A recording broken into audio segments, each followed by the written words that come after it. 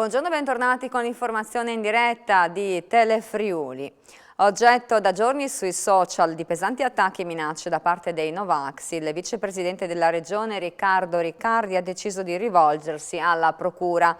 A Telefriuli spiega le ragioni che lo hanno spinto a prendere questa posizione e dice: è arrivato il tempo che anche il web abbia delle regole. Sentiamo. Vicepresidente, da qualche giorno lei è oggetto di pesanti attacchi sui social da parte dei Novax. Ci vuole raccontare che cosa sta succedendo? Ma credo che stia succedendo quello che purtroppo è accaduto anche a altri. Minacce pesanti, accuse infamanti. Non credo che sia un bel modo per affrontare una vicenda sulla quale ognuno può esprimere la propria libertà. Se i Novax decidono che la via del vaccino per loro non sia quella giusta, rispettino quelli che stanno lavorando e credono che invece sia l'unica strada per uscire da questa pandemia. La vicenda della rete è una vicenda che ci ha esposti nel corso della pandemia alla sua fragilità e credo che alla sua incapacità di poter definire delle regole e farle rispettare. Non penso che si possa proseguire ancora molto senza definire alcune regole che sanzionino dei comportamenti che vanno fuori le righe come questi. Sicuramente io non sono uno che si farà intimidire da queste accuse di questi irresponsabili. Si possono dire delle cose diverse, non è detto che tutti quanti abbiamo la stessa opinione, si possono criticare le posizioni di altri, ma il rispetto e il modo con il quale si dicono sta diventando una cosa importante. Lei ha intenzione di andare in procura? Certo, io segnalerò alle autorità competenti questo fatto, perché non credo che sia un problema soltanto di difendere me, ma di difendere tutti quelli che stanno lavorando in questa operazione, che è tutt'altro che semplice, molto complessa, delicata, e ovviamente insomma, si rischia anche di mettere a repentaglio la sicurezza delle persone. Insomma, da una cosa nasce l'altra e purtroppo qualche scalmanato non manca mai. L'imprenditore udinese Massimo Blasoni ha patteggiato 11 mesi di reclusione e 460 euro di multa in qualità di amministratore di fatto di Sereni Orizzonti per l'accusa di frode nell'esecuzione di contratti di forniture nei confronti di 6 regioni italiane. Patteggiano anche altri ex responsabili delle strutture. Sentiamo. Si è conclusa con il patteggiamento a 11 mesi di reclusione e 460 euro di multa, pena non sospesa, la vicenda giudiziaria dell'imprenditore udinese Massimo Blasoni, al quale era stata contestata una frode nell'esecuzione di contratti di fornitura a 6 regioni in qualità di amministratore di fatto di Sereni Orizzonti, assieme ad altri 6 ex responsabili della struttura. La decisione è stata presa questa mattina al Tribunale di Udine dal giudice Matteo Carlisi, che ha ratificato l'accordo tra il sostituto procuratore Paola De Franceschi, oggi sostituita dal PM Maria Caterina Pace, e gli avvocati difensori, dopo che è stato verificato il versamento di 3,4 milioni di euro complessivi a titolo di risarcimento alle 6 regioni danneggiate: Friuli Venezia Giulia, Veneto, Piemonte, Toscana, Sicilia ed Emilia Romagna. A Massimo Blasoni sono stati poi restituiti 200.000 euro e la disponibilità di Palazzo Kechler a Udine, sottoposti a sequestro preventivo all'inizio della vicenda giudiziaria. In merito alla reclusione, ha spiegato Fausto Discepolo, difensore di Blasoni assieme all'avvocato Luca Ponti, chiederemo al Tribunale di sorveglianza una misura alternativa al carcere. Per quanto riguarda i 6 ex responsabili di Sereni Orizzonti, le pene patteggiate variano da 3 mesi e 15 giorni a 8 mesi di reclusione con il beneficio della sospensione condizionale e da 350.000 euro di multa.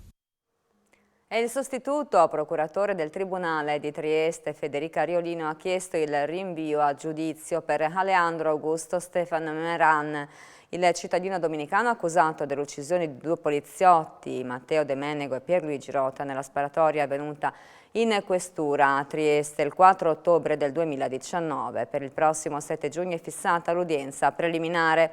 La settimana scorsa si era tenuta davanti al giudice per le indagini preliminari Massimiliano Tomasini l'udienza per l'incidente probatorio in cui erano stati discussi gli esiti della perizia psichiatrica svolta su Meran. Il collegio peritale aveva concluso per una parziale infermità. Meran è detenuto in carcere a Verona e accusato anche di aver tentato di uccidere altri 7 poliziotti contro cui aveva sparato quel pomeriggio. E farmaci scaduti, carenze igieniche nella mensa interna, sporcizia, 3 case di riposo attive nel Cividalese, nel Palmarino e alle porte di Udine sono state segnalate dai carabinieri del NAS che hanno eseguito in tutto 23 controlli in tutta la regione in strutture per anziani. Sentiamo. Ancora controlli nelle case di riposo del Friuli Venezia Giulia da parte dei carabinieri del nucleo antisofisticazione e salute di Udine. Il monitoraggio continua in maniera costante a causa del perdurare della pandemia da Covid-19. Gli uomini del capitano Fabio Gentilini hanno eseguito 23 monitoraggi su altrettante case di riposo, 3 nella ex provincia di Trieste, 11 nella ex provincia di Udine, 3 nel Goriziano e 6 nel Pordenonese. In un caso, in una struttura per anziani della zona del Palmarino, è stato denunciato il responsabile della casa di riposo per detenzione di farmaci scaduti. I militari dell'Arma infatti hanno trovato alcune confezioni di medicinali destinati agli ammalati che avrebbero dovuto essere smaltite. Carenze igieniche per una struttura per anziani del Cividalese, dove sono state trovate condizioni di sporcizia nella mensa interna ed è scattata una segnalazione all'autorità sanitaria oltre a una sanzione pecuniaria di 2.000 euro. Una terza struttura per anziani attiva alle porte di Udine è infine stata segnalata sempre all'autorità sanitaria per carenze igieniche ma non particolarmente gravi. Le irregolarità sono state riscontrate in strutture private. Nessun problema nelle case di riposo giuliane, dell'Isontino e del Friuli occidentale. E raggiungevano il Friuli Venezia Giulia nei fine settimana per individuare i loro obiettivi, poi rubavano ruspe, pick-up e assaltavano le aree di servizio. Grazie alle indagini della Polizia di Stato della Questura di Pordenone i malviventi sono stati individuati e questa mattina presto sono scattati gli arresti.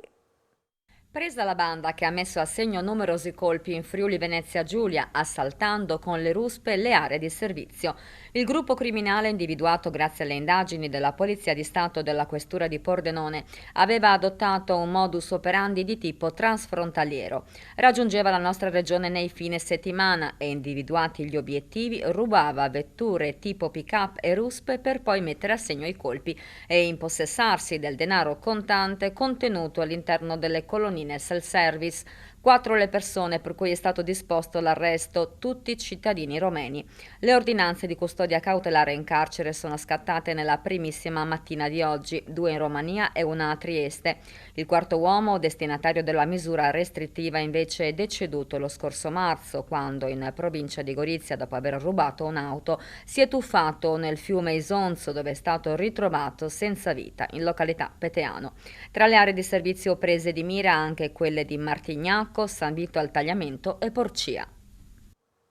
E voltiamo pagina, industria cartaria e grafica in recupero, ma preoccupano i rincari delle materie prime, i costi energetici, le difficoltà nei trasporti e nella logistica.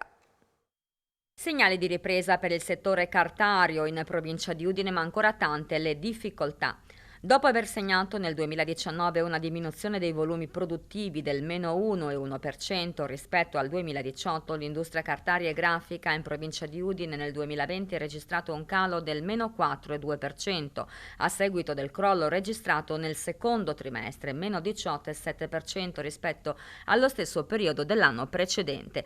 Lo evidenziano le elaborazioni dell'Ufficio Studi di Confindustria Udine. Preoccupano le difficoltà negli approvvigionamenti di materie prime, spiega Mario Bolzonella, capogruppo delle industrie cartarie, poligrafiche ed editoriali di Confindustria Udine, in particolare sul fronte della carta da macero. Si fatica a reperirla in volumi adeguati e il prezzo è più che decuplicato in un anno. In crescita anche il prezzo della cellulosa a seguito della forte espansione della domanda cinese.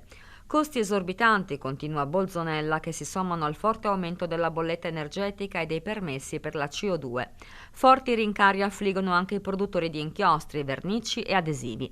Tra i motivi di allarme c'è pure il caos logistico nei trasporti marittimi di container che ha fatto impennare i noli e continua a provocare ritardi nelle consegne. Di fatto tutto il comparto delle industrie cartarie e grafiche segna la difficoltà a riversare questi aumenti dei prezzi nelle materie prime sul cliente finale. Un parziale recupero si è avuto nel terzo e quarto trimestre, più 0,9% e più 3,9%, ed è proseguito nel primo trimestre di quest'anno, che ha visto un rimbalzo dell'8,9% rispetto allo stesso periodo del 2020. Una più significativa crescita è attesa per la seconda parte dell'anno. E a Udine tornano gli eventi all'aria aperta dal 16 al 18 luglio in programma in piazza Primo Maggio, fontane, danzanti, street food. La Giunta ha dato il via libera agli uffici competenti per il rilascio del nulla osta per l'utilizzo della piazza per l'allestimento della manifestazione. Tempo permettendo, Covid permettendo, arrivano a Udine nuovamente le manifestazioni all'aria aperta, quindi soprattutto in piazza Primo Maggio. Sì, dal 16 al 18 luglio piazza Primo Maggio sarà protagonista di un nuovo evento che saranno le fontane danzanti e lo street food, e quindi una manifestazione che, oltre alla promozione delle eccellenze enogastronomiche italiane, vedrà anche questo spettacolo con giochi d'acqua, luci e musiche che senz'altro allieteranno quella che è l'estate udinese per i tanti cittadini ma anche per i tanti ospiti e visitatori della città. Oggi abbiamo approvato anche quelle che sono le linee guida per la partecipazione alla manifestazione Friuli Doc, che si svolgerà dal 9 al 12 settembre, una manifestazione che anche quest'anno vogliamo che sia elegante, ordinata, sicura, e per favorire quest'anno la partecipazione delle pro loco e di chi viene da fuori, una riduzione sin da subito del 50% delle tariffe rispetto all'edizione storica del 2019.